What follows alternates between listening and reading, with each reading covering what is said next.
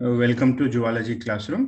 ఈరోజు మనం BSc final year zoology 6th సెమిస్టర్లో ఉండే పేపర్ 7 దాంట్లో ఇమ్యునాలజీ సబ్జెక్ట్లోని కాంప్లిమెంట్ ప్రోటీన్స్ అనే టాపిక్ గురించి తెలుసుకుందాం.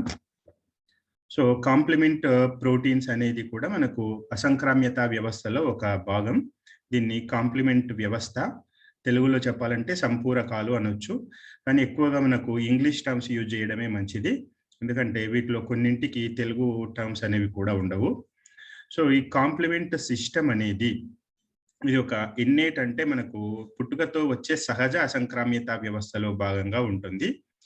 ఈ కాంప్లిమెంట్ వ్యవస్థలో ఉండేవన్నీ ప్రోటీన్లు. ఈ కాంప్లిమెంట్ వ్యవస్థలో ఉండే ప్రోటీన్లన్నీ ఏం చేస్తాయి అని అంటే యాంటీబాడీల యొక్క ఎబిలిటీని, యాంటీబాడీల యొక్క సామర్థ్యాన్ని పెంచుతాయి.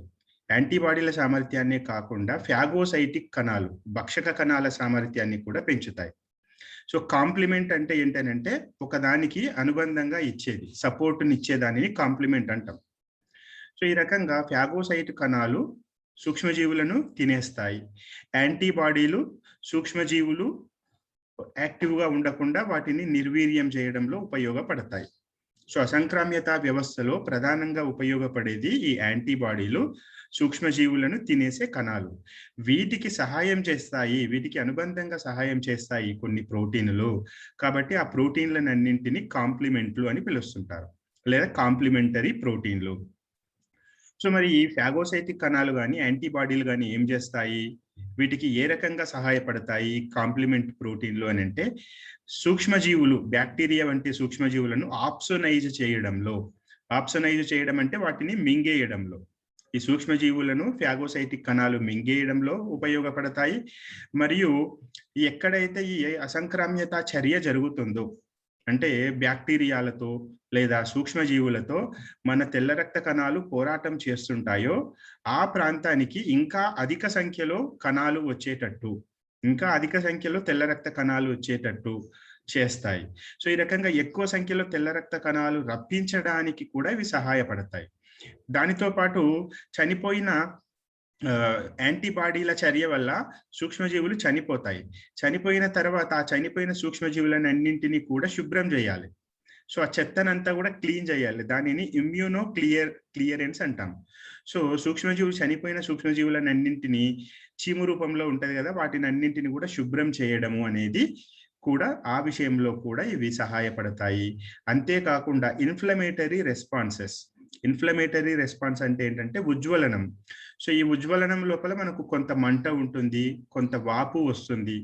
ఎక్కడైతే ఈ వ్యాధి నిరోధక చర్యలు, అసంక్రామ్యత చర్యలు జరుగుతుంటాయో అక్కడ ఉజ్వలనం జరుగుతుంది. ఉజ్వలనంలో ఏమైతుందంటే కొంత వాపు వస్తుంది, కొంత మంట వస్తుంది.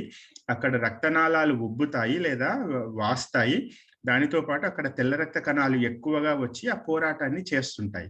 ఇవి చర్యలో వచ్చే వాపు, మంట, రక్తనాళాలు ఉబ్బడము, అసంక్రామ్యత చర్యలు ఎక్కువగా జరుగుతూ ఉండడము, తర్వాత ఆ ప్రాంతం లోపల కొంత వెచ్చగా ఉండడము, వీటన్నింటిని కలిపి ఇన్ఫ్లమేషన్ అంటారు లేదా ఉజ్వలనము. సో ఈ ఉజ్వలన చర్యలు జరగడంలో కూడా, అది యాక్టివేట్ చేయడంలో కూడా మనకు ఈ కాంప్లిమెంట్ వ్యవస్థ అనేది ఉపయోగపడుతుంది. సో ఈ కాంప్లిమెంట్ వ్యవస్థ ఏ రకంగా ఉపయోగపడుతుంది అనేది చూస్తే 4 రకాలుగా అది మనకు ఉపయోగపడుతుంది. ఒకటి లైసిస్, అంటే సూక్ష్మజీవి. ఉదాహరణకి ఈ పటంలో తీసుకుంటే ఈ కణము అమీబా లాగా కనిపిస్తున్నదంతా ఇది ఒక సూక్ష్మజీవి. ఈ త్రిభుజాకారంలో ఉండేవి కాంప్లిమెంట్ ప్రోటీన్లు మన ప్లాస్మాలో ఉంటాయి. రక్తంలో ఉండే ప్లాస్మాలో పుట్టుక నుంచి ఉంటాయి కాంప్లిమెంట్ ప్రోటీన్లు. సో ఈ ప్రోటీన్లు, కాంప్లిమెంట్ ప్రోటీన్లు అన్ని కూడా సూక్ష్మజీవి కణానికి అత్తుకొని ఆ కణానికి రంధ్రాలు అయ్యేటట్టు చేస్తాయి. సో సూక్ష్మజీవి కణం అంతా కూడా విచ్ఛిన్నం అయ్యేటట్టు చేస్తాయి. అది లైసిస్ చర్య, విచ్ఛిన్న చర్య. రెండవది ఆప్సోనైజేషన్ లో ఏం చేస్తాయి అంటే, గ్రీన్ కలర్ లో ఉండేది బ్యాక్టీరియా, ఎల్లో కలర్ లో ఉండేది ఇది మన స్థూల భక్షక కణం. తెల్ల రక్త కణాలలో ఒకటి స్థూల భక్షక కణం, ఫాగోసైట్. సో ఈ ఏం చేస్తుంది, బ్యాక్టీరియాలకు ఈ కాంప్లిమెంట్ ప్రోటీన్లు అత్తుకొని ఏం చేస్తాయి, బ్యాక్టీరియాల దగ్గరికి ఇవి అత్తుకున్న తర్వాత దాని దగ్గరికి స్థూల భక్షక కణాలను రప్పిస్తాయి. వచ్చిన స్థూల భక్షక కణాలు ఏం చేస్తాయి, ఈ కాంప్లిమెంట్ ప్రోటీన్లతో సహా ఆ బ్యాక్టీరియాను మింగేస్తాయి. సో ఫాగోసైటోసిస్ అనేవి చేస్తాయి, భక్షణం చేస్తాయి. ఈ ప్రక్రియను ఏమంటారంటే ఆప్సోనైజేషన్ అని అంటారు. ఇది రెండవ చర్య. మూడవది ఏంటంటే ఇన్ఫ్లమేటరీ రెస్పాన్స్, ఉజ్వలన ప్రతిచర్యలు. సో ఈ ఉజ్వలన ప్రతిచర్యలు ఏమైతుంది, ఎక్కడైతే ఈ సూక్ష్మజీవులు ఇట్లాంటివి వస్తాయో ఆ సూక్ష్మజీవులకు వాటికి ఏం చేస్తాయనంటే ఇవి అంటి పెట్టుకొని ఆ ప్రాంతంలో రక్తనాళాలు ఉబ్బేటట్టు చేస్తాయి. తర్వాత ఈ కణాలన్నీ కూడా మొత్తము ముక్కలు ముక్కలు అయ్యేటట్టు చేస్తాయి బ్యాక్టీరియాను. మిగతా తెల్ల రక్త కణాలన్నింటిని ఎక్కువగా అక్కడికి రప్పించడం చేస్తాయి. సో ఈ అన్నింటి చర్యల వల్ల సూక్ష్మజీవులు వచ్చిన ప్రాంతంలో ఏమైతుందనంటే తెల్ల రక్త వ్యాధి నిరోధక చర్యలన్నీ కూడా వేగంగా జరుగుతాయి. ఆ ప్రక్రియనే ఇన్ఫ్లమేషన్, ఉజ్వలనం అంటాము. అవి యాక్టివేట్ అయ్యేటట్టు కూడా సహకరిస్తాయి. దీనితో పాటు నాలుగవ చర్య clearance of immune responses. So ఇక్కడ మనకు ఈ సూక్ష్మజీవులు ఏవైతే ఉంటాయో ఈ సూక్ష్మజీవులు యాంటీబాడీలు ఉన్నాయి. ఓకే, తర్వాత ఈ బ్లూ కలర్ లో ఉండేవి యాంటీజెన్ సూక్ష్మజీవులు. సో ఈ ఆకారంలో ఉండేవి యాంటీబాడీలు. సో ఈ యాంటీజెన్, యాంటీబాడీ ఈ సంక్లిష్టాలకి యాంటీజెన్ యాంటీబాడీ సంక్లిష్టాలకి ఇవి అతుక్కున్న తర్వాత ఈ వేస్ట్ చనిపోయిన ప్రతిజనకాలు, నిర్వీర్యం చేయబడ్డ ప్రతిజనకాలు, సూక్ష్మజీవులన్నింటినీ కూడా తొలగించేయడంలో ఉపయోగపడతాయి. ఎట్లా తొలగించబడతాయి అని అంటే ఈ సంక్లిష్టాలకి అతుక్కున్న ఈ మనకి ఊదా రంగులో ఉండే ఏంటివి, గోధుమ రంగులో ఉండే ఈ కాంప్లిమెంట్ ప్రోటీన్లు ఈ ఫాగోసైట్ కణాలకి బంధించబడి వీటన్నింటిని కూడా ఫాగోసైట్ కణాలు మింగేస్తాయి. అంటే ఫాగోసైట్ కణాలు బతికి ఉండే బ్యాక్టీరియాలను మింగడమే కాకుండా యాంటీబాడీల వల్ల చనిపోయిన లేదా పనికి రాకుండా చేసిన, నిర్వీర్యం చేసిన ప్రతిజనకాలను, సూక్ష్మజీవులను కూడా ఆ చెత్తను కూడా తొలగించడంలో ఫాగోసైట్లే తొలగించాలి చెత్తను. ఆ ఫాగోసైట్లు ఆ చెత్తను తొలగించడంలో కూడా ఈ యాంటీబాడీలు ఈ కాంప్లిమెంట్ ప్రోటీన్లు అనేవి ఉపయోగపడతాయి. ఇది 4 రకాల చర్యలలో పాల్గొనడం ద్వారా మనకు వ్యాధి నిరోధక చర్యలలో ఇది ఉపకరిస్తుంది. సో ఈ కాంప్లిమెంట్ సిస్టానికి ఆ పేరు ఎందుకు వచ్చింది అని అంటే యాంటీబాడీలకు కాంప్లిమెంట్గా, యాంటీబాడీలకు అనుబంధంగా పనిచేస్తాయి కాబట్టి వీటికి కాంప్లిమెంట్ ప్రోటీన్లు అని పేరు పెట్టడం జరిగింది. ఇవన్నీ మొత్తం కూడా మన రక్తం లోపల మన రక్తంలో ఉండే సీరము లేదా ప్లాస్మా లోపల ఇవి పుట్టుక నుంచే ఉంటాయి. దాదాపు 30 రకాల ప్రోటీన్లను సీరంలో ఉండేవి, తర్వాత తెల్ల రక్త కణాల ఉపరితలంపై కూడా ఉంటాయి. కొన్ని చాలా వరకు సీరంలో ఉంటాయి, తర్వాత కొన్ని తెల్ల రక్త కణాల ఉపరితలంపై కూడా ఉంటాయి. దాదాపు 30 రకాల ప్రోటీన్లను గుర్తించడం అనేది జరిగింది. ఈ ప్రోటీన్లన్నీ కూడా సాల్యుబుల్ సబ్స్టాన్సెస్, అంటే రక్తం లోపల కరుగుతాయి, ఘన పదార్థాలలాగా కాకుండా ద్రావణ స్థితిలో ఉంటాయి. వీటన్నింటిని తయారు చేసేది ఏదంటే లివర్ తయారు చేస్తుంది. తయారైన తర్వాత లివర్ నుంచి ఇవి రక్తంలోకి వచ్చి రక్తంలో మనం ఇంతకుముందు చెప్పుకున్న 4 రకాల చర్యల లోపల అవసరమైనప్పుడు పాల్గొంటాయి, అవసరం లేనప్పుడు అలాగే ఖాళీగా ఉంటాయి.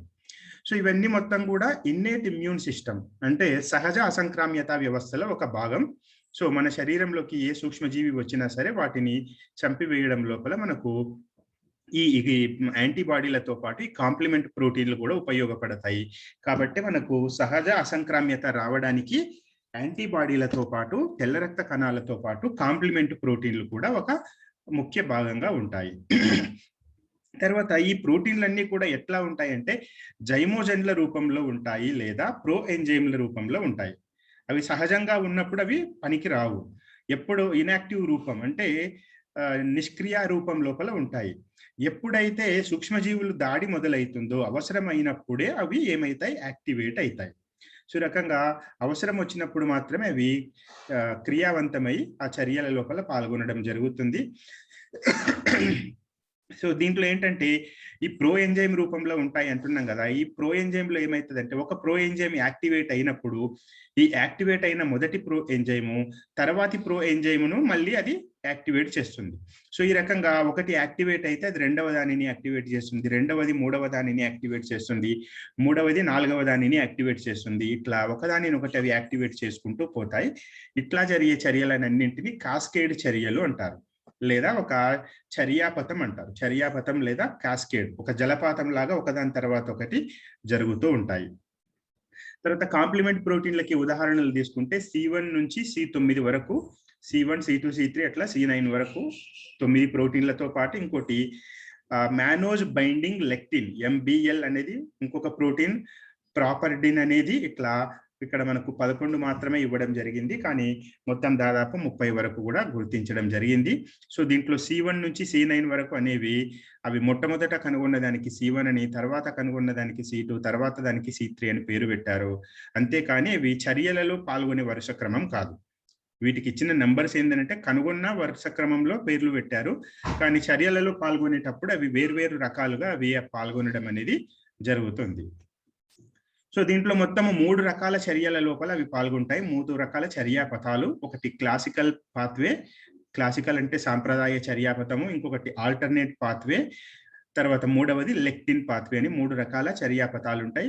ఈ 3 రకాల చర్యాపథాలలో స్టార్టింగ్ దశలు, ఇనిషియేట్ దశలు వేరువేరుగా ఉంటాయి. కానీ మధ్యలో ఒకటి ఏంటంటే C3 ప్రోటీన్ అనేది యాక్టివేట్ అవుతుంది. C3 ప్రోటీన్ యాక్టివేట్ అయిన తర్వాత నుంచి మిగతా చర్యలన్నీ అన్నింటిలో సేమ్ ఒకే రకంగా ఉంటాయి. సో దీంట్లో మొట్టమొదటిది క్లాసికల్ పథము, క్లాసికల్ చర్యాపథము లేదా సాంప్రదాయ చర్యాపథము, లేదంటే రెగ్యులర్ గా జరిగే చర్యాపథం అనేది తీసుకుంటే ఇది దేనితో మొదలవుతుంది అని అంటే యాంటీబాడీకి ఎప్పుడైతే ఒక సెల్ సర్ఫేస్ కు, ఏ సెల్ సర్ఫేసు, సూక్ష్మజీవి యొక్క కణ ఉపరితలానికి ఒక బ్యాక్టీరియా వచ్చింది. ఆ బ్యాక్టీరియా వచ్చిన తర్వాత బ్యాక్టీరియా శరీరంపై ఉండే యాంటీజెన్తో మన రక్తంలో ఉండే యాంటీబాడీ కలుస్తుంది. కలిసినప్పుడు ఈ చర్యాపథము, క్లాసికల్ చర్యాపథము మొదలవుతుంది. సో దీంట్లో ఏమైతుంది అంటే ఆ బ్యాక్టీరియా యొక్క కణ త్వచాన్ని, దాని ప్లాస్మా త్వచాన్ని నాశనం చేసే, దానికి రంధ్రాలు పడేటట్టు చేసే ఒక ప్రోటీన్ కాంప్లెక్స్ తయారవుతుంది. దానిని మెంబ్రేన్ అటాక్ కాంప్లెక్స్, MAC అంటారు.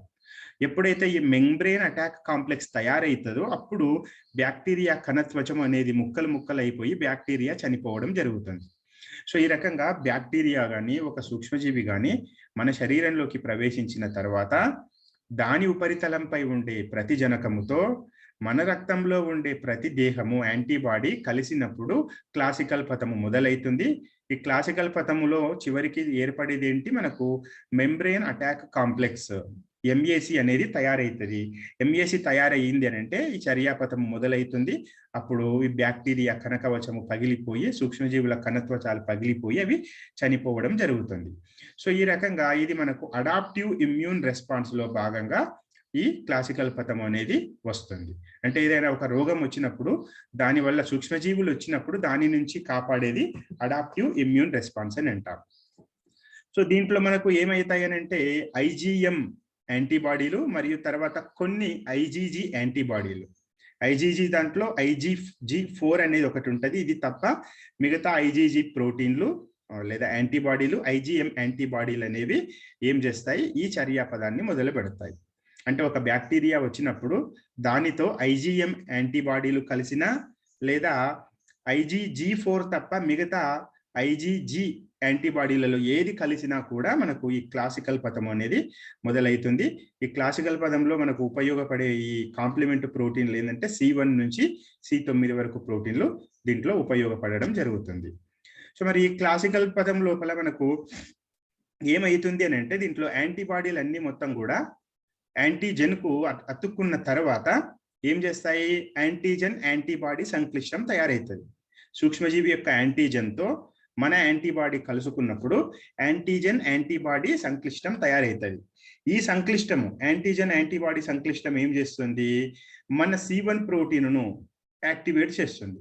దీంట్లో కాంప్లిమెంట్ ప్రోటీన్లలో మొట్టమొదటగా యాక్టివేట్ అయ్యేది C1 ప్రోటీన్. అది యాక్టివేట్ అవుతుంది. అయితే C1 ప్రోటీన్లో 3 ఉపభాగాలు ఉంటాయి. వాటిని C1Q, C1R, C1S, QRS అనే 3 ఉపభాగాలు ఉంటాయి. దాంట్లో ఈ మూడింటిని కలుసుకొని ఉన్నప్పుడు దానిని C1 అంటాం. అది ఎప్పుడైతే యాక్టివేట్ అవుతుందో ఈ 3 అవి విడిపోవడం అనేది జరుగుతుంది. తర్వాత ఇది యాక్టివేట్ అయినప్పుడు ఏమవుతుంది, C1 అనేది C2ను యాక్టివేట్ చేస్తుంది. అదే రకంగా C4ను కూడా యాక్టివేట్ చేస్తుంది. C1 యాక్టివేట్ అయినప్పుడు యాక్టివేట్ అయిన C1 C2 మరియు C4లను యాక్టివేట్ చేస్తుంది. ఇవి యాక్టివేట్ అయినప్పుడు ఏమవుతాయి అంటే C2 నుంచి C2A, C2B అనేవి తయారవుతాయి ముక్కలు. C4 నుంచి C4A, C4B అనేవి తయారవుతాయి. సో దీంట్లో C1 నుంచి C9 వరకు కూడా మనము C5 వరకు కూడా, C1 నుంచి C5 వరకు కూడా ఏం జరుగుతుంది అని అంటే అవి యాక్టివేట్ కానప్పుడు C1, C2, C3, C4, C5 లాగా ఉంటాయి. యాక్టివేట్ అయినప్పుడు ప్రతి దాని నుంచి 2 లేదా 3 ముక్కలు వస్తాయి. C1 నుంచి 3 ముక్కలు వస్తాయి, QRS అనే ముక్కలు. మిగతా దాని నుంచి C2 నుంచి C5 వరకు ఏమైతే ప్రతి దాని నుంచి 2 ముక్కలు వస్తాయి, A ముక్క B ముక్క. అట్లా C2 నుంచి C2A C2B, C4 నుంచి C4A C4B వస్తాయి. వీటిలో అన్నింటిలో కూడా ఏమైతుంది అని అంటే B ముక్క పెద్దగా ఉంటది, A ముక్క చిన్నగా ఉంటది. ఓకే, C4B పెద్దగా ఉంటది, C4A చిన్నగా ఉంటది. C4B B ముక్కలన్నీ కూడా ఈ చర్యలలో పాల్గొంటాయి, ఏ ముక్కలన్నీ ప్లాస్మాలోనే ఉంటాయి వేస్ట్ గా. అయితే దీనికి ఒక్క మినహాయింపు ఏదంటే C2 నుంచి వచ్చే దాంట్లో C2B ముక్క వేస్ట్ గా ఉంటది, C2A ముక్క యూజ్ఫుల్ గా ఉంటది. అంటే దీంట్లో C2A పెద్దగా ఉంటది, C2B చిన్నగా ఉంటది. మిగతా దాంట్లో C3 C4 C5లలో B ముక్కలు పెద్దగా ఉంటాయి, A ముక్కలు చిన్నగా ఉంటాయి. సో ఇది ఒక్క తేడా ఉంటది. C2 నుంచి వచ్చే దాంట్లో C2A పెద్దది, ఇది ఉపయోగపడుతుంది. మిగతా వాటిలో C3 C4 C5లలో B ముక్కలు పెద్దవి, ఇవి ఉపయోగపడతాయి, ఏ ముక్కలు చిన్నవి అవి ప్లాస్మాలోనే ఉంటాయి వేస్ట్ గా. సో ఈ రకంగా ఫస్ట్ C1 నుంచి ఏమైతుంది, అవి యాక్టివేట్ అయిన తర్వాత C1 నుంచి 3 ముక్కలు వస్తాయి, ఇది C2 C4లను యాక్టివేట్ చేస్తుంది, వాటి నుంచి A B ముక్కలు వస్తాయి, C2A ముక్క పాల్గొంటది, C4B ముక్క కూడా యాక్టివేట్ అవుతాయి. ఈ C2A C4B ఈ రెండు కలిసి ఏం చేస్తాయి, C3ని దానిని యాక్టివేట్ చేస్తాయి. ఫలితంగా C3 నుంచి కూడా C3A C3B వస్తాయి. C3A ఏం చేస్తుంది, ఇన్ఫ్లమేషన్ చర్యలలో పాల్గొంటే C3B అనేది మనకు సైటోలైసిస్, బ్యాక్టీరియా కణాన్ని నాశనం చేయడంలో, బ్యాక్టీరియా కణాన్ని భక్షక కణాలు మింగడం లోపల C3B అనేది ఉపయోగపడుతుంది.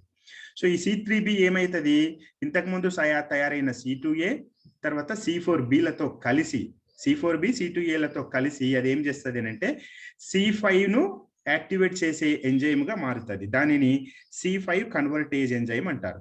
ఈ రకంగా C4B C2A C3B 3 కలిస్తే ఒక ఎంజైమ్ తయారవుతుంది, దానిని C5 కన్వర్టేజ్ అంటారు. సో ఈ C5 కన్వర్టేజ్ ఏం చేస్తుంది, C5ను C5A C5B గా మారుస్తుంది. ఈ C5B ఏమైతుంది, C6 C7 C8 C9లతో కలిసి ఫైనల్ గా మనకు మెంబ్రెయిన్ అటాక్ కాంప్లెక్స్, బ్యాక్టీరియా కణము కవచాన్ని ముక్కలు చేసే మెంబ్రెయిన్ అటాక్ కాంప్లెక్స్ అనేది తయారవుతుంది. సో ఈ చర్యలన్నీ దీంట్లో చూడొచ్చు. ఈ ఒక్క డయాగ్రామ్ స్క్రీన్ షాట్ చేసుకొని మీరు చూస్తే ఈజీగా గుర్తవుతుంది.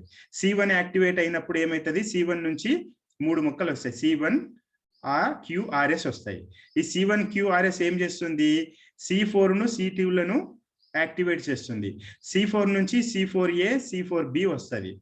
C1 నుంచి ఏమొస్తుంది, C2 నుంచి ఏమొస్తాయి, C2A C2B వస్తుంది. సో C2 నుంచి వచ్చిన B బయటికి పోతుంది, A ఇక్కడ కలుస్తుంది. C4 నుంచి వచ్చిన B ఇక్కడ వస్తుంది, A ఇక్కడ పోతుంది. సో ఈ రకంగా C1 ఓకే C1 QRS తో పాటు ఏమైతున్నాయి మనకు C4B తర్వాత C2A C14 okay C14B 2A ఈ 3 కలుస్తాయి. 3 కలిసి ఏమవుతాయి అని అంటే C5ను యాక్టివేట్ చేసే ఎంజైమ్ తయారవుతాయి. C1 4B 2A మరియు 3 నుంచి వచ్చే 3B ఈ 3 కలిసి 1 2 3 4 ఈ 4 కలిసి ఏమవుతాయి అని అంటే C5 ప్రో కన్వర్టేజ్ ఎంజైమ్ గా తయారవుతాయి. ఈ C5 ఏమైతుంది, C5A గా మరియు C5B గా పోతుంది. C5A బయటికి పోతుంది, C5B ఏమైతుంది, C6 C7 తో కలిసి C5B 6 7 గా మారుతుంది. తర్వాత ఇది ఏమైతుంది, C8 C9లతో కలిసి C5B 6 7 8 9 గా మారుతుంది. ఈ C5B 6 7 8 9లను కలిపి మనము MAC మెంబ్రెయిన్ అటాక్ కాంప్లెక్స్ అంటాం. ఈ మెంబ్రెయిన్ అటాక్ కాంప్లెక్స్ అనేది తర్వాత బ్యాక్టీరియా కణకవచము ముక్కలు అయ్యేటట్టు బొక్కలు పడేటట్టు చేస్తుంది, దాన్ని సైటోలైసిస్ అంటాం. ఇది క్లాసికల్ చర్యాపదము. దీంట్లో మనకు C1 నుంచి C9 ప్రోటీన్లు మాత్రమే పాల్గొంటున్నాయి. సో దీంట్లో మనం చూడొచ్చు, C1 నుంచి లాస్ట్ కు C5B వస్తుంది కదా, C5Bతో 6 7 కలిసి C5B 6 7 తయారవుతుంది. ఈ 3 కలిసి C5B 6 7, తర్వాత C8 కలిసి C5B 6 7 8, C9 కలిసి C5B 6 7 8 9 కలిసేసరికి గుండ్రంగా ఉండే బొక్కలు తయారవుతాయి దాని లోపల.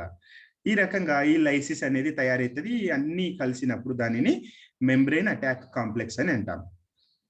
తర్వాత రెండవ చర్యాపథము ఆల్టర్నేటివ్ చర్యాపథము లేదా ప్రత్యామ్నాయ చర్యాపథము. దీంట్లో ఏమైతుందంటే యాంటీజెన్ అవసరం లేదు, బ్యాక్టీరియా యాంటీజెన్ లేకున్నా కూడా దానితో సంబంధం లేకుండానే ఇది యాక్టివేట్ అవుతుంది. సో సూక్ష్మజీవులు లోపలికి వచ్చినాయి అని అంటే యాంటీజెన్ యాంటీబాడీ ఏర్పడాల్సిన అవసరం లేదు, అవి వచ్చిన వెంటనే డైరెక్ట్ గా వాటిని చంపేస్తాయి. కాబట్టి ఇది అసలైన సహజ అసంక్రామ్యత, ఇన్నేట్ ఇమ్యూనిటీ లేదా సహజ అసంక్రామ్యతకు ఉదాహరణగా చెప్పొచ్చు. సో ఇది కొంచెం స్లోగా జరుగుతుంది. క్లాసికల్ చర్య అనేమో చాలా ఫాస్ట్ గా జరుగుతుంది, కానీ ఇది స్లోగా జరుగుతుంది అన్నమాట. సో దీంట్లో మనకు ఫ్యాక్టర్ బి అనే ప్రోటీను, ఫ్యాక్టర్ డి అనే ప్రోటీను, ప్రోపర్డిన్ అనే ప్రోటీన్లు ఉపయోగపడతాయి. ఫ్యాక్టర్ బి, ఫ్యాక్టర్ డి, ప్రోపోర్డిన్ అనేవి ఉపయోగపడతాయి. ఇది చాలా గ్రామ్ నెగటివ్ బ్యాక్టీరియాల వల్ల ఈ చర్యాపథము యాక్టివేట్ అవుతుంది. తర్వాత ఎల్పిఎస్ అనే ఒక ప్రోటీన్ సమక్షంలో కూడా ఏమైతుంది అంటే ఈ చర్యాపథం అనేది ప్రారంభం కావడం జరుగుతుంది. సో దీంట్లో తీసుకుంటే ఏమైతుంది అంటే C3 ప్రోటీన్ అనేది చాలా చాలా ఇంపార్టెంట్. C3 ప్రోటీను రక్తంలో ఉండే నీటితో కలిసి C3H2O తయారవుతుంది. ఈ C3H2O ఏమవుతుందంటే తర్వాత విడిపోయి C3B, C3A అనే 2 ముక్కలుగా తయారవుతుంది. C3A ముక్క వేస్ట్ బయటికి పోతుంది. C3B ముక్క ఏమవుతుందంటే FB అనే ఇంకొక ప్రోటీన్ తో కలుస్తుంది. ఈ FB అనే ప్రోటీన్ ఏమవుతుంది, FD అనే ఇంకొక ప్రోటీన్ సమక్షంలో FB అనేది ఏమవుతుందంటే 2 ముక్కలుగా విడిపోతుంది. క్యాపిటల్ B స్మాల్ b ఒక ముక్క, క్యాపిటల్ B స్మాల్ a ఒక ముక్క, BA BB. BA అనేది వేస్ట్ బయటికి పోతుంది. సో ఇట్లా ప్రతిది కూడా ఇన్యాక్టివ్ గా ఉన్నప్పుడు సింగిల్ ఉంటుంది, యాక్టివ్ అయినప్పుడు 2 ముక్కలు వస్తాయి. 2 ముక్కలలో ఒకటి A ముక్క, ఒకటి B ముక్క. A ముక్క వేస్ట్ ఉంటుంది, B ముక్క యూస్ఫుల్ గా ఉంటుంది. ఒక్క దేనికి ఇది రివర్స్ అంటే C2 దాంట్లో ఏంటి, A యూస్ఫుల్ ఉంటుంది, B యూజ్లెస్ ఉంటుంది. C2 ప్రోటీన్ లో తప్ప మిగతా అన్నింటిలో కూడా A ముక్క చిన్నది వేస్ట్, B ముక్క పెద్దది యూస్ఫుల్. సో ఈ రకంగా C3 నుంచి C3B తయారైతుంది, C3A వేస్ట్ బయటికి పోతుంది. C3B తర్వాత FB తో కలుస్తుంది. ఈ FB తో కలిసిన తర్వాత ఈ రెండింటితో FD ప్రోటీన్ కలుస్తుంది. కలిసినప్పుడు ఏమైతుంది, ఈ పెద్ద ముక్క ఏమైతుంది అని అంటే FB అనేది BAగా పోతుంది, BA వేస్ట్ బయటికి పోతుంది. ఈ BB ముక్క C3B ముక్కతో కలిసి ఏమైతుంది అని అంటే C5 కన్వర్టేజ్ ఎంజైమ్ గా తయారవుతుంది. సో ఈ C5 కన్వర్టేజ్ ఎంజైమ్ గా తయారు కావడం కంటే ముందు ఇంకా ఏం జరుగుతుంది, C3B capital B small b ఈ ముక్క ఏం చేస్తుంది, ఈ రెండు కూడా మళ్ళీ మిగతా C3లన్నింటిని కూడా మళ్ళీ C3BBగా కన్వర్ట్ చేస్తాయి. అంటే ఇది స్వయం ఉత్ప్రేరణ లాగా పనిచేస్తుంది. చూడండి ఇక్కడ రింగు లాగా ఉంది కదా, ఫస్ట్ యారో మార్కెడ్ ఉంది, ఇక్కడ మళ్ళీ ఇది ఏమైతుంది, మళ్ళీ C3 కన్వర్టేజ్ గా మారి మళ్ళీ C3ని మళ్ళీ ఇంకా C3B ముక్కలు ఏర్పడేటట్టు చేస్తుంది. సో ఈ రకంగా రిపీటెడ్ గా అనేక C3B ముక్కలు వస్తూ ఉంటాయి. సో ఇట్లా అనేక C3B ముక్కలు వచ్చినప్పుడు ఇవన్నీ కూడా C3B ముక్క మధ్యలో ఇక్కడ తయారైన BB ముక్కలతో అడిషనల్ C3B ముక్కలు, ఈ 3 కలిసినప్పుడు దానిని C5 కన్వర్టేజ్ ఎంజైమ్ అని కూడా అంటాం. సో C5 కన్వర్టేజ్ ఎంజైమ్ గా మనకి ఇంతకు ముందు చూసిన దాంట్లో ఇక్కడ ఏమైతుంది, C5 6 7 8 9 కలిస్తే ఏమంటున్నాం ఇక్కడ C14B 2A 3B కలిసినప్పుడు C5 కన్వర్టేజ్ అయ్యింది ఇక్కడ, ఏది క్లాసికల్ పథంలో. ఇక్కడ దీంట్లో ఏమైతుంది, C3B BB C3B కలిసినప్పుడు C5 కన్వర్టేజ్ అవుతుంది. ఈ C5 కన్వర్టేజ్ ఏమైతుంది అని అంటే C5ను C5B C5Aగా మారుస్తుంది, A బయటికి పోతుంది, C5B మిగతా వాటితో C6 7 8 9తో కలిసి MACగా మారుతుంది. సో ఈ రకంగా ఈ ఆల్టర్నేట్ చర్యాపథం లోపల మనకు యాంటీజెన్లతో సంబంధం లేకుండా C3 నుంచి ఇది స్టార్ట్ అయిపోయి లాస్ట్ కు C5B 6 7 8 9 కలిసి MAC తయారు కావడం అనేది జరుగుతుంది. సో తర్వాత నెక్స్ట్ 3వ చర్యాపథము లెక్టిన్ చర్యాపథము. ఈ లెక్టిన్ చర్యాపథము లోపల ఏమైతుందనంటే ఈ బ్యాక్టీరియాలు కానీ సూక్ష్మజీవులు కానీ వస్తే వాటి ప్లాస్మా త్వచంలో ఒక ప్రత్యేకమైన కార్బోహైడ్రేట్ ఉంటుంది, దానిని మ్యానోజ్ అంటాం. ఓకే, బ్యాక్టీరియాలు సూక్ష్మజీవుల ప్లాస్మా త్వచంలో ఒకవేళ మ్యానోజ్ అనేది ఉంటే మనకు ఈ లెక్టిన్ చర్యాపథము స్టార్ట్ అవుతుంది. వాటి ప్లాస్మా త్వచాలలో ఉండే మ్యానోజ్తో ఏమైతుంది, ఒక ప్రత్యేకమైన ప్రోటీను ఉంటుంది. కాంప్లిమెంట్లలో ఉండేది ఒకటి MBL ప్రోటీన్ ఉంది, మ్యానోజ్ బైండింగ్ లెక్టిన్. మ్యానోజ్తో బంధించబడే లెక్టిన్ అనే ఒక ప్రోటీన్ ఉంటుంది. కాబట్టి ఈ లెక్టిన్ ప్రోటీను బ్యాక్టీరియాల మ్యానోజ్తో కలిసి బంధించబడుతుంది. అట్లా బంధించబడడం ద్వారా ఈ లెక్టిన్ చర్యాపథము మొదలవుతుంది. సో ఈ MBL అనేది ఏం చేస్తుంది అని అంటే మనకు అనేక వాటితో బంధించబడడం ద్వారా బ్యాక్టీరియా త్వచంపై ఉండే మ్యానోజ్తో బంధించబడడం ద్వారా ఏమైతుంది, వాటి ఉపరితలం పైన, వేటి ఉపరితలం యూజువల్ గా salmonella bacteria, listeria, neisseria, cryptococcus, neoformans and candida albicans అనే ఈ బ్యాక్టీరియాల యొక్క ప్లాస్మా త్వచాలపై ఉండే మ్యానోజుతో ఈ MBL అనేది బంధించబడుతుంది. దానితో పాటు ఇంకా HIV-1 వైరస్, తర్వాత ఇంకా కొన్ని రెస్పిరేటరీ సిన్సీషియల్ వైరస్ల ప్లాస్మా ఈ వైరస్ల యొక్క ఉపరితలంపై ఉండే మ్యానోజుతో కూడా ఇది బంధించబడుతుంది. ఈ రకంగా వీటితో బంధించబడి ఈ చర్యాపతాన్ని అవి మొదలు పెట్టడం జరుగుతుంది. ఇది కూడా మనకు ఇన్నేట్ ఇమ్యూనిటీ అంటే సహజ సంక్రామ్యతలో ఒక భాగంగా దీనిని కూడా భావించడం జరుగుతుంది. సో దీంట్లో ఏమేం చర్యలు జరుగుతాయి లెక్టిన్ చర్యాపదం లోపల అనేవి తీసుకుంటే, ఈ MBL అనేది ఏమైతుంది అంటే ఆ కార్బోహైడ్రేట్ తో బంధించబడుతుంది. ఫస్ట్ బంధించబడ్డ తర్వాత ఇంకా 2 ప్రోటీన్లు ఉంటాయి మనకు ఈ కాంప్లిమెంట్లలో. వాటిని MASP1, MASP2 అంటారు. MASP అంటే mannose binding lectin associated serine protease enzyme.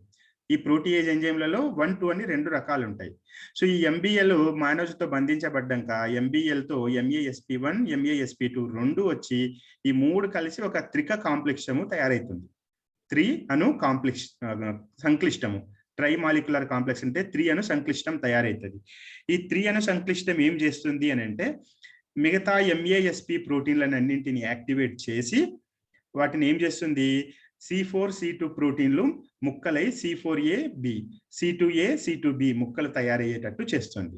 దీంట్లో C4B ముక్క, C2A ముక్క స్టార్టింగ్ లో చూసిన దానిలాగానే కలిసి ఏమైతాయి, C4B, C2A రెండు కలిసి C3 కన్వర్టేజ్ గా మారుతాయి. ఇది C3 కన్వర్టేజ్ ఏం చేస్తాయి, C3A, C3B గా మారుస్తాయి.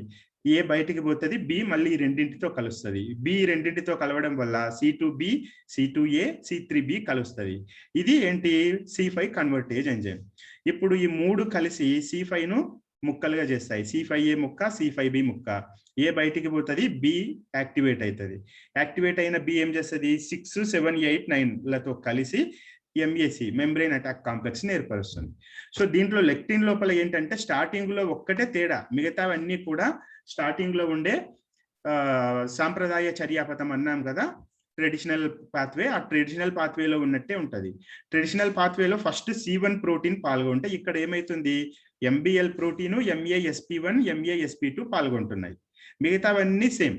అక్కడ C1 ప్రోటీన్ యాక్టివేట్ అయినాక C2Aను, C2Bను యాక్టివేట్ చేస్తున్నాయి. సో ఇక్కడి నుంచి మిగతా చర్యలన్నీ కూడా సేమ్ ఒకేలాగా ఉంటున్నాయి. సో ఫస్ట్ స్టెప్ ఒక్కటే తేడా లెక్టిన్ చర్యాపథానికి మరియు సాంప్రదాయ చర్యాపథానికి. మిగతావన్నీ కూడా సేమ్ ఉంటాయి. లాస్ట్కు మనకు ఈ మెంబ్రెయిన్ అటాక్ కాంప్లెక్స్ ఏర్పడి బ్యాక్టీరియాలకు, ఆ వైరస్లకు ముక్కలు అయ్యేటట్టు అవి చేయడం జరుగుతుంది. ఇవి 3 రకాల చర్యాపథాలు. ఈ 3 చర్యాపథాలలో ఉండే మన ప్రోటీన్లు, వాటిలో ఉండే ముక్కలు అవి ఏం పని చేస్తాయి, అవి ఏ చర్యాపథాలలో పాల్గొంటాయి అనేది మనకి పట్టికలో చూడొచ్చు. స్క్రీన్ షాట్లు తీసుకోండి. C1 అనే దాంట్లో QRS ముక్కలు ఉంటాయి. Q ముక్క ఏం చేస్తుంది అంటే ఈ చర్యాపథాన్ని మొదలు పెడుతుంది. తర్వాత C1R ని యాక్టివేట్ చేస్తుంది. C1R ముక్క ఏం చేస్తుంది, C1S ముక్కని యాక్టివేట్ చేస్తుంది. C1S ముక్క ఏం చేస్తుంది, C4, C2 ముక్కలని యాక్టివేట్ చేస్తుంది. ఈ 3 కూడా క్లాసికల్ పథంలో పాల్గొంటాయి. C2 ముక్క ఏమైతుందంటే ఇది యాక్టివేట్ అయినప్పుడు C2A, C2B రెండు ముక్కలు వస్తాయి. C2Aను ప్రోకైనిన్ అని అంటారు, C2Bను కూడా ప్రోకైనిన్ అని అంటారు. ఈ 2 ముక్కలలో C2A ఏమవుతుంది అని అంటే రక్తంలోకి పోయి రక్తనాళాలు ఉబ్బేటట్టు, తర్వాత అక్కడ వాపు వచ్చేటట్టు చేస్తుంది. B ముక్క ఏం చేస్తుంది అని అంటే ఈ క్లాసికల్ చర్యాపథము లెక్టిన్ చర్యాపథం లోపల పాల్గొనడం అనేది జరుగుతుంది. ఇది ప్లాస్మాలో ఉండే కినిన్ అనే వాటితో పాల్గొని ఇది కూడా వాసోడైలేషన్ ఎడిమా ఏర్పడడానికి ఉపయోగపడడంతో పాటు మెంబ్రెయిన్ అటాక్ కాంప్లెక్స్ ఏర్పడడానికి కూడా ఇది ఉపయోగపడుతుంది. తర్వాత ఈ C4 ముక్క C1S ను నుంచి యాక్టివేట్ అయినాక దీని నుంచి C4A, C4B వస్తాయి. ఏ ఏమైతుంది, బలహీనంగా ఉంటది. B అనేది ఏమైతుంది అంటే C1 ముక్కతో మరియు C2A, C3B ముక్కలతో కలిసి మనకు C5ను యాక్టివేట్ చేయడం లోపల ఇది ఉపయోగపడుతుంది. C4 కూడా మనకు క్లాసికల్ లెక్టిన్ పథాలలో పాల్గొంటుంది. C3 నుంచి కూడా C3A, B రెండు ముక్కలు వస్తాయి. A అనేది ఇన్ఫ్లమేషన్ లో పాల్గొంటే B అనేది మనకు క్లాసికల్ చర్యాపథాలలో పాల్గొంటుంది. రెండింటిలో పాల్గొని చివరిగా మనకు మెంబ్రెయిన్ అటాక్ కాంప్లెక్స్ ఏర్పడడంలో ఉపయోగపడుతుంది. Membrane binding lectin MBL protein అనేది ఓన్లీ లెక్టిన్ దాని లోపల ఉంటుంది. ఈ లెక్టిన్ చర్యాపథాన్ని ఇదే ప్రారంభిస్తుంది. MASP1, MASP2 ఈ రెండు కూడా లెక్టిన్ చర్యాపథంలో మాత్రమే పాల్గొంటాయి. ఈ రెండు కూడా ఏమైతాయి, MBL తో కలిసి ఆ లెక్టిన్ చర్యాపథాన్ని ప్రారంభించడం అనేవి చేస్తాయి. సో తర్వాత ఇంకొకటి ఈ బి ప్రోటీన్ అనేది ఉంటుంది. దీని నుంచి 2 ముక్కలు వస్తున్నాయి, బిఏ బీబీ ముక్కలు. ఈ బీబీ ముక్క అనేది మనకు లెక్టిన్ చర్యాపథం లోపల బీబీ ముక్క అనేది మనకు ఈ ఆల్టర్నేటివ్ చర్యాపథం లోపల అది పాల్గొనడం జరుగుతుంది. తర్వాత ఫ్యాక్టర్ పి, ప్రాపర్డిన్ అనే 2 ప్రోటీన్లు ఇవి కూడా ఏం చేస్తాయి, ఆల్టర్నేట్ చర్యాపథం లోపల పాల్గొనడం అనేది జరుగుతుంది. C5 తీసుకుంటే అన్నింటి లోపల ఉంటుంది. C5 నుంచి C6, C7, C8, C9 అన్ని కూడా 3 చర్యాపథాల లోపల పాల్గొంటాయి. ఈ 3 చర్యాపథాలలో C5 నుంచి వచ్చేది CA, ఇది రక్తనాళాలు ఉబ్బడము, ఇన్ఫ్లమేషన్ లో పాల్గొంటే C5B అనే ముక్క ఏం చేస్తుంది, మెంబ్రేన్ అటాక్ కాంప్లెక్స్ ఏర్పడే చర్యలను మొదలు పెడుతుంది, ఇనిషియేట్ చేయడం అనేది జరుగుతుంది. ఈ C5B అనేది C6, C7, C8, C9 వీటితో కలిసి చివరిగా మనకు మెంబ్రేన్ అటాక్ కాంప్లెక్స్ ఏర్పడడం లోపల అది ఉపయోగపడడం అనేది జరుగుతుంది. సో C5 నుంచి తీసుకుంటే C9 వరకు కూడా ఈ ప్రోటీన్లన్నీ కూడా 3 చర్యాపథాలలో కామన్ గా సేమ్ ఉంటాయి, డిఫరెన్స్ అనేది ఏమి ఉండదు. ఇవే కాకుండా కొన్ని వీటిని నిరోధించే ప్రోటీన్లు కూడా ఉంటాయి. C1 ఇన్హిబిటర్, C4BP అనేది, ఫ్యాక్టర్ H అనేది, ఫ్యాక్టర్ I అనేది, తర్వాత డికే యాక్సిలరింగ్ ఫ్యాక్టర్ DAF లేదా CD55. ఈ ఫ్యాక్టర్స్ అన్ని కూడా ఏమైతాయంటే మనకి ఇంతకు ముందు చెప్పుకున్న ఈ చర్యాపథాలు జరగకుండా చేస్తాయి. అవసరం లేనప్పుడు అవి జరగకుండా చేయడంలో ఇవి ఉపయోగపడతాయి. దీంట్లో C1 ఇన్హిబిటర్ అనేది క్లాసికల్ చర్యాపథము లెక్టిన్ చర్యాపథంలో పాల్గొంటుంది. C4BP కూడా క్లాసికల్ లెక్టిన్ చర్యాపథంలో పాల్గొంటే, ఫ్యాక్టర్ H, ఫ్యాక్టర్ I అనేవి ఆల్టర్నేట్ చర్యాపథాలలో పాల్గొంటాయి. ఈ DAF లేదా CD55 అనేది 3 చర్యాపథాలలో అవి జరగకుండా అడ్డుకోవడం లోపల ఇది ఉపయోగపడుతుంది. ఇంకా ఇవే కాకుండా తర్వాత నెక్స్ట్ కాంప్లిమెంట్ రిసెప్టార్ 1 CR1 లేదా CD35 అనేది, ప్రొటెక్టిన్ CD59, తర్వాత విట్రోనెక్టిన్ లేదా S protein, membrane cofactor of proteolysis MCP లేదా CD46, తర్వాత కార్బాక్సిపెప్టిడేజ్ NBR. ఇవనేవి మొత్తం కూడా ఇవి ఏం చేస్తాయి అని అంటే మనకి ఇంతకు ముందు చెప్పుకున్న ఇవి యాక్టివేట్ చేయడం లోపల ఇవి ఉపయోగపడడం అనేవి జరుగుతాయి. ఉదాహరణకి మెంబ్రేన్ కోఫాక్టర్ ప్రోటియోలైసిస్ MCP అనేది తీసుకుంటే మనకు C3ను తర్వాత C3Bను తర్వాత C4Bను వాటిని డిగ్రేడ్ చేయడంలో, పని అయిపోయిన తర్వాత వాటిని ముక్కలు ముక్కలుగా చేయడంలో దేంతో కోఫాక్టర్ I అనే దానితో కలిసి ఈ ముక్కలను నాశనం చేయడం లోపల అవి ఉపయోగపడడం అనేది జరుగుతుంది. సో ఇవన్నీ కూడా ఇండైరెక్ట్ గా పని అయిపోయిన తర్వాత ఉపయోగపడేవి. పని అయిపోయిన తర్వాత వాటిని అన్నింటినీ నాశనం చేయడం లోపల ఈ స్లైడ్ లో చెప్పుకుంటున్న ప్రోటీన్లు అనేవి మనకు ఉపయోగపడడం అనేది జరుగుతుంది. సో మొత్తం ఈ 3 చర్యాపథాల్లో ఏమేమి జరుగుతుంది అనేది తీసుకుంటే మూడింటిలో కూడా మనకు ఫైనల్ గా ఏం తయారైతుంది, మెంబ్రేన్ అటాక్ కాంప్లెక్స్ అనేది తయారై ఈ బ్యాక్టీరియాలు కానీ సూక్ష్మజీవుల పైన కూడా శరీరాల పైన ముక్కలు ముక్కలు ఏర్పడి అవన్నీ కూడా ఏమైతుంటాయి, చనిపోవడం లోపల ఉపయోగపడతాయి. వీటి నుంచి వచ్చిన చిన్న చిన్న ప్రోటీన్లు ఉన్నాయి కదా, ఏ ప్రోటీన్లు అనేవి, ఆ ప్రోటీన్లు అవన్నీ ఏం చేస్తాయి అని అంటే మిగతా చర్యలలో ఫాగోసైటోసిస్ లోపల, ఇన్ఫ్లమేషన్ లోపల, ఇట్లాంటి వాటి లోపల ఉపయోగపడతాయి. సో మెంబ్రేన్ అటాక్ కాంప్లెక్స్ అనేది ఈ బ్యాక్టీరియా, ఈ చివరిది చూడొచ్చు, బ్యాక్టీరియా ముక్కలు ముక్కలు అయ్యేటట్టు చేస్తుంది. ఈ C3A అనేవి మిగతావి C5A, C4A, C1A ఇట్లాంటివి ఇవన్నీ మొత్తం కూడా ఏం చేస్తాయి అని అంటే ఈ బ్యాక్టీరియాల యొక్క యాంటీబాడీల యొక్క మధ్యలో వాటితో కలిసి ఫాగోసైట్లు వాటిని మింగడం లోపల, తర్వాత ఇన్ఫ్లమేషన్ చర్యలు జరగడం లోపల ఈ చిన్న చిన్న ముక్కలన్నీ కూడా ఆ చర్యలలో ఉపయోగపడితే ఈ పెద్ద ముక్కలన్నీ కూడా MAC ఏర్పడడం లోపల ఉపయోగపడి ఆ బ్యాక్టీరియాలు లేదా సూక్ష్మజీవులు ముక్కలు ముక్కలు అవ్వడం లోపల ఉపయోగపడతాయి. తర్వాత ఫైనల్ గా చెప్పుకుంటే కాంప్లిమెంట్ వ్యవస్థ అనేది ఏంటి అని అంటే మనకు 2 రకాలుగా స్పెసిఫిక్ విశిష్ట మరియు అవిశిష్ట నిరోధకత లోపల ఉపయోగపడతాయి. ప్రత్యేకమైన కొన్ని స్పెషల్ సూక్ష్మజీవులను చంపడంలో కానీ లేదంటే ఏ సూక్ష్మజీవి వచ్చినా దానిని చంపడంలో కానీ ఉపయోగపడతాయి. ఆ రకంగా మనకు మన శరీరంలో సూక్ష్మజీవుల బారి నుంచి మనకు రక్షణను కల్పించడంలో కాంప్లిమెంట్ ప్రోటీన్లు కూడా చాలా చాలా ఉపయోగపడతాయి. సో ఓన్లీ యాంటీబాడీలే అనుకుంటాం కానీ మన రక్తంలో ఉండే కాంప్లిమెంట్ ప్రోటీన్లు కూడా చాలా చాలా ముఖ్య పాత్ర పోషించడం అనేది జరుగుతుంది. తర్వాత ఒకవేళ బ్యాక్టీరియా మన శరీరంలో అట్లాగే ఉండి సెకండ్ టైం మళ్ళీ వచ్చినప్పుడు ఏమవుతుంది అని అంటే యాంటీబాడీ రెస్పాన్సులు యాక్టివేట్ చేయడంలో కూడా మనకు ఈ క్లాసికల్ చర్యాపథం ఉపయోగపడుతుంది. ఒక రోగం ఒకసారి వచ్చి తగ్గి మళ్ళీ సెకండ్ టైం వచ్చినప్పుడు ఆ యాంటీబాడీలు యాక్టివేట్ చేయడంలో కూడా మనకు ఇవి ఉపయోగపడడం అనేది జరుగుతుంది. ఇది కాంప్లిమెంట్ ప్రోటీన్ల యొక్క వివరణ, వాటి ఉపయోగాలు. తర్వాత నెక్స్ట్ ఇంకో క్లాస్లో కలుద్దాం.